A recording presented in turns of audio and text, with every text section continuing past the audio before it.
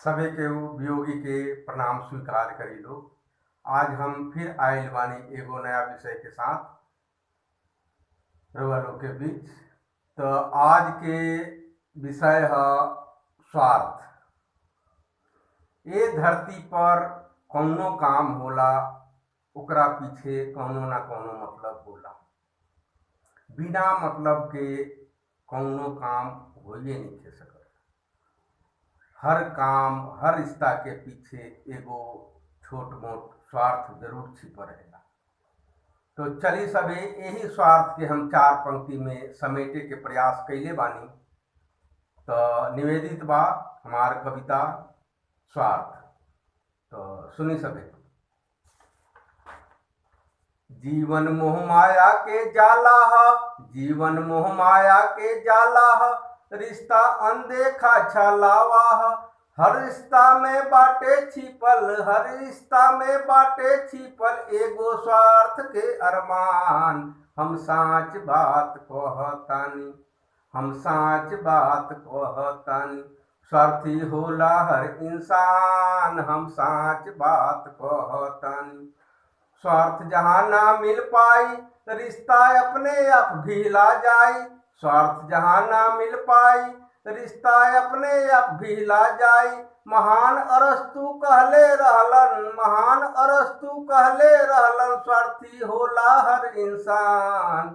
स्वार्थे खातिर जिए लालो, स्वार्थे खातिर जिए लालो, उस स्वार्थे खातिर देवे आपन जान। हम साच बात कहतानी, स्वार्थी होला हर इंसान। हम साच बात कहतानी। केहू खातिर रोए लाऊ, केहू पर ऊ हंस देला। केहू खातिर डहके लाऊ, केहू खातिर डहके लाऊ, केहू खातिर तड़पेला। कबो लोर के गंगा बह जाला, कबो लोर के गंगा बह जाला, ऊ कबो खूल के हंसतेला। सबके पीछे बाटे छिपल एगो स्वार्थ के अरमान। हम साच बात कहतानी, स्वार्थी होला हर इंसान। हम साच बात कहतानी। केहू जाला मंदिर पूजे, केहू जाला मस्जिद में, केहू जाला मंदिर पूजे, केहू जाला मस्जिद में। गुरुद्वारा में केहू माथा टेके, केहू कैंडल जरावे गिरजा घर में। केहू देश में बेईमानी करके, केहू देश से बेईमानी करके लेता सब जनता के जान। हम साच बात कहतानी, सब कर्म के पीछे बाटे छिपल एगो स्वार्थ के अरमान। हम साच बात कहतानी, स्वार्थी होला हर इंसान। हम साच बात कहतानी। केहू अफसर बनता पुलिस केहू बन जाला, केहू अफसर बनता पुलिस केहू बन जाला। केहू नेता मंत्री बनके, केहू नेता मंत्री बनके अरबों खरबों में खेलता। सबके पीछे बाटे सबके पीछे बाटे छिपल एगो स्वार्थ के अरमान। हम साच बात कहतानी, स्वार्थी होला हर इंसान। हम साच बात कहतानी। स्वार्थ जेह दिन ओरिया जाई, स्वार्थ जेह दिन ओरिया जाई, समय शायद ठहर जाई।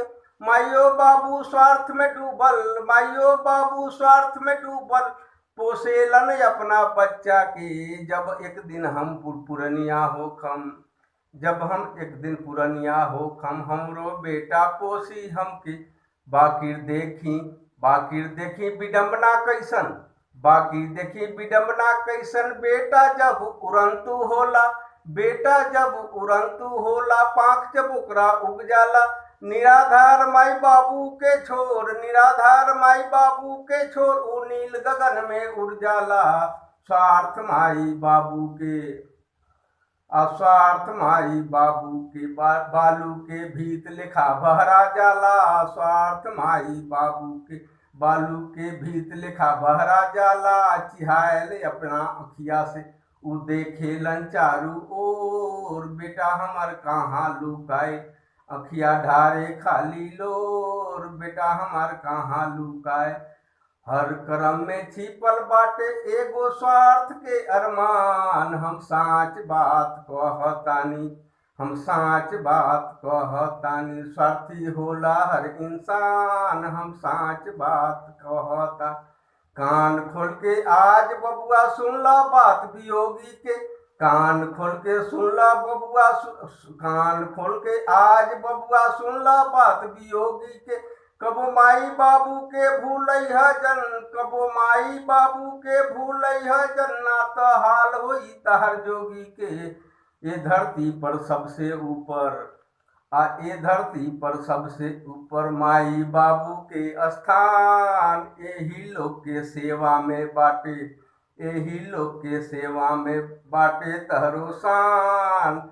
यदि यदि असली भारतवासी बारह, यदि असली भारतवासी बारह, तो करिया माई बाबू के समान। हर रिश्ता में छिपल बाटे, हर रिश्ता में छिपल बाटे एगो स्वार्थ के अरमान, हम साच बात कहतानी, हम साच बात कहतानी। स्वार्थी होला हर इंसान, हम साच बात कहतानी, स्वार्थी होला हर इंसान, हम साच बात कहतानी।